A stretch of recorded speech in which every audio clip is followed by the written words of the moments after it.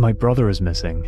Anyone who saw My cousin went missing yesterday in Zakim. Ahab Adel Mansour, 16 years old, went missing in the Zakim area. My son went missing while going to the aid area in Zakim on Sunday. Messages from desperate families, all searching for loved ones who went out to seek aid and never came back. 23-year-old Amar Wadi was one of them, last seen in June going to the Zakim crossing in northern Gaza, where United Nations food trucks entered. His mother is still desperate for answers. نفسي أرتاح أعرف وين مصيره يعني حتى يعني لو شهيد الحمد لله كله من الله رضا رضيني بربنا.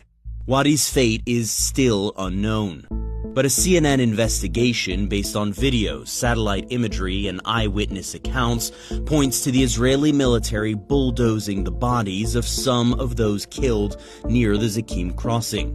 IDF whistleblowers who spoke to CNN also point to a broader pattern of the Israeli military mishandling bodies in ways that could amount to war crimes.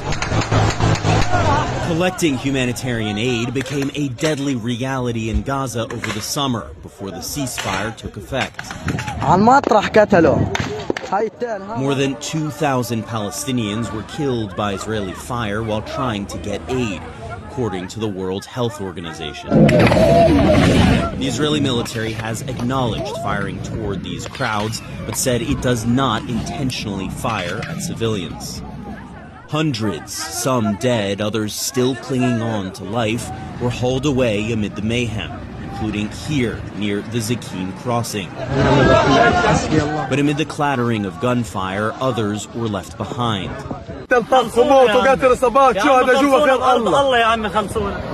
6 aid truck drivers told CNN they saw dozens of bodies near the Zakim crossing. One shared these photos showing partially buried remains surrounded by aid boxes. Some said they witnessed Israeli military bulldozers burying bodies. They've asked us to conceal their identities, fearing retribution from Israeli authorities. There are bodies everywhere, decomposed skeletal remains, one truck driver told CNN. Some are covered with dirt because the army cannot tolerate the smell of decomposing bodies, said another. I watched Israeli bulldozers bury the dead, said a third. This video appears to show the aftermath of Israel's bulldozing. Alongside a crushed, overturned truck, partially covered bodies of several Palestinians jut out from the earth. A paramedic at the scene said rescue workers managed to haul away 15 dead Palestinians. With the ambulance full, some bodies had to be left behind. CNN geolocated the video to this location near the Zakim crossing. You can see the overturned truck here, alongside bulldozed roads and track marks left by heavy machinery or armored vehicles. These are the roads where crowds of starving Palestinians swarmed aid trucks on a near daily basis, and where they were fired upon and at times killed by Israeli gunfire. We geolocated multiple videos of people being shot and killed to these bulldozed areas, the same areas where Palestinians said some bodies were left behind in the chaos. On August 9th, 31 hours after crowds are seen here, evidence of fresh bulldozing appears in the exact same location. This video shows just how close Israeli forces, including this D9 bulldozer, were to those crowds. The soldiers came in front of us, eyes to eyes, and the quadcopter was 10 meters away from us. They were shot in front of us, and there was a martyr that stayed over there, and no one could get close to him. We begged the soldiers to carry him back, but they didn't allow us. We provided the Israeli military with GPS coordinates for the locations where bodies were likely bulldozed and a detailed list of questions. The military said bulldozers positioned in the Zakim area are, quote, used for operational purposes, to deal with IED threats and for routine engineering needs. It denied they were used to remove bodies, but did not address questions about burying them. The military also declined to describe its protocol for dealing with bodies in Gaza. The Israeli military's apparent improper disposal of bodies of Palestinians stretched far beyond Zakim.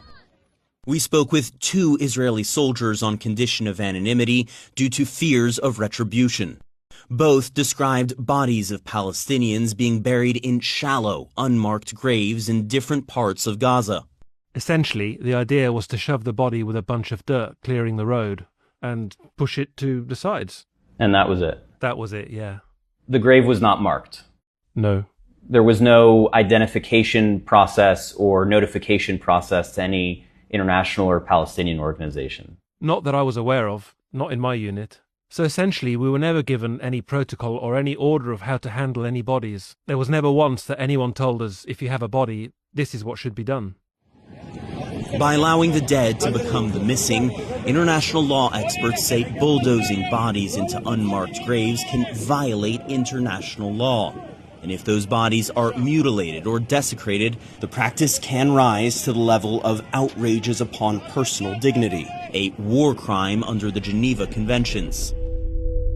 As for Amar Wadi, about a month after he went missing in late June, his phone was returned to his family. A message had been left on the home screen. "Forgive me, Mom, if anything happens to me. Whoever finds my phone, please tell my family that I love them so much." A message that reads like a young man's final words. Words that are impossible for a mother to accept without a body to bury. Jeremy Diamond, CNN, Jerusalem.